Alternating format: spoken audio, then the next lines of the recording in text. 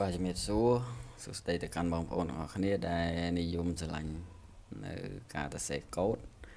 នៅវីដេអូមួយនេះដែរគឺខ្ញុំនឹងចែកម្លែកនៅវិធីសាស្ត្រមួយក្នុងការប្រើប្រាស់បាគងដើម្បីយើងអាច scan បង់ប្រាក់ដែលយើងអាចប្រើប្រាស់នៅលើ website មកពេលគេចង់ទិញអីវ៉ាន់អីមួយគឺគេចុច purchase ទៅ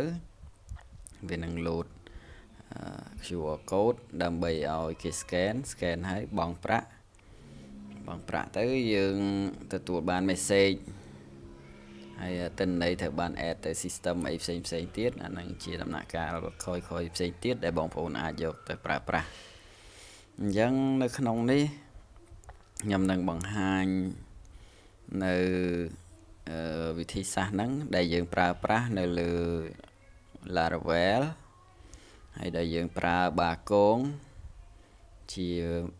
មធ្យោបាយក្នុងការទទួលប្រាក់ពីការ scan QR code ទាំងអស់ហ្នឹងអញ្ចឹងបើសិនជាបងប្អូនអត់ទាន់ស្គាល់បាគងទេខ្ញុំអាចប្រាប់ត្រួសខ្លះដែរពីបាគងគឺជា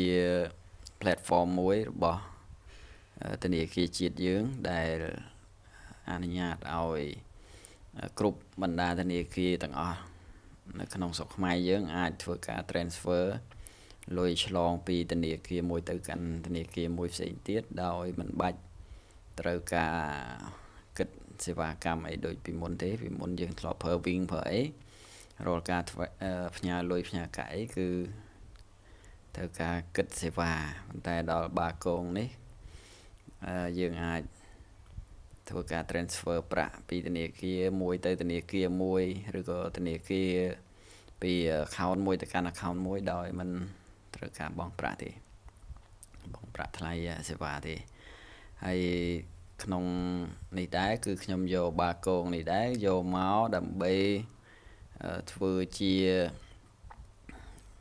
មធ្យោបាយក្នុងការទទួលប្រាក់ហ្នឹងហើយអញ្ចឹងយើង demo ទៅមើល website របស់យើងតិចទៅថាតើគោលបំណងរួមនៃវីដេអូមួយនេះគឺជាអ្វីហ្នឹងហើយអញ្ចឹងពេលដែលយើងចូលមកកាន់ website នេះយើងនឹងឃើញថាវាមានកន្លែងបញ្ចូលចំនួន amount បាទឧទាហរណ៍យើងអាចចុចកន្លែងនេះតម្លើងតម្លៃ amount នេះក៏ជាឧទាហរណ៍មួយដែលសម្រាប់អ្នក program អាចយកទៅដើម្បីជាបំផុសជាគំនិតអាចសរសេរជាកម្មវិធីធំជាងនេះក្នុងការធ្វើជា e-commerce app អីផ្សេងអញ្ចឹងឧទាហរណ៍យើងដំឡើង amount នេះទៅ 1000 រៀលបាទ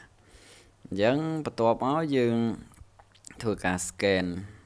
QR code យើងចុច check out មួយសិនដើម្បីឲ្យវា load QR code មកបាទតបមកខ្ញុំធ្វើការ scan អូខេអញ្ចឹងយើងអាចមើលនេះចំនួន 1000 រៀលដែលវា load ចេញពី QR code នេះមិញហ្នឹងបាទអញ្ចឹងយើងអាចទៅមើលឧទាហរណ៍ខាងក្រោមមួយទៀតដែលខ្ញុំដាក់មាន1299នេះដែលយើងដាក់ជាឧទាហរណ៍ទេ1000សិតតែលុយរៀលទាំងអស់តាមពិតយើងអាចធ្វើជាលុយដុល្លារបានដែរហើយនៅក្នុងកូដយើងនឹងបង្ហាញពីតកតងជាមួយនឹងការប្រើប្រាស់ currency ជាដុល្លារបាទអញ្ចឹងខ្ញុំឧទាហរណ៍មួយខ្ញុំអត់ចង់បញ្ចូលលុយច្រើនទេខ្ញុំចង់សាកតិចដោយសារនៅក្នុងបាគងខ្ញុំវាមិនទាន់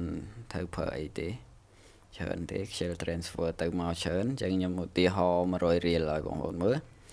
នៅក្នុងនេះពេលយើងចុចទៅវានឹង load QR code មកយើង scan QR code ទៅបាទឃើញចំនួន100រៀលអញ្ចឹងចាំមើលពេលដែលខ្ញុំបញ្ចូល password ដែលខ្ញុំសម្រាប់ផ្ញើនឹង transfer ពិតប្រាកដមួយអញ្ចឹង 1000 រៀលនេះចាប់ផ្ដើម transfer ទៅហើយបាទអញ្ចឹងបន្ទាប់ពី transfer ហើយបងប្អូនមើលនៅលើអេក្រង់យើងនឹងឃើញវា load ថា transaction is successful អូខេដូចនៅក្នុងអេក្រង់ computer យើងនេះ បាទអញ្ចឹងនៅខាងនេះជា console ដែលយើងសម្រាប់តាមដានទេហើយក៏ខ្ញុំដាក់ដើម្បីតេស្តដែរ